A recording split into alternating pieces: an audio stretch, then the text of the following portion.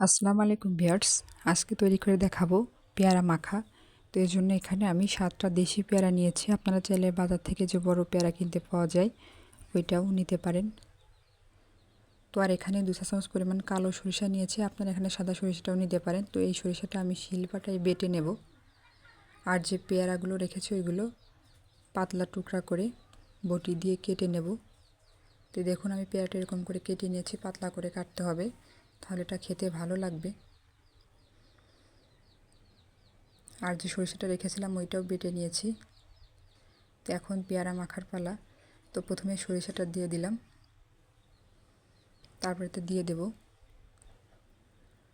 3টা মতো কাঁচামরিচ কুচি, ঝালটা আপনারা আপনাদের পছন্দ অনুযায়ী দিয়ে দেবেন। আর দিয়ে দেব স্বাদ মতো লবণ। তো এই 3টা উপকরণেই পেয়ারা মাখা হয়ে যাবে।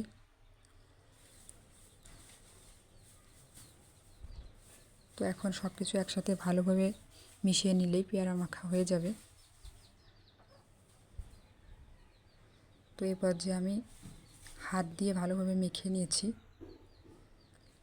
খুবই অল্প উপকরণে এই পেয়ারা মাখাটা তৈরি হলো। এটা খেতে কিন্তু খুবই সুস্বাদু হয়। তো ভিডিওটি কেমন লাগলো অবশ্যই কমেন্টসে জানাবেন।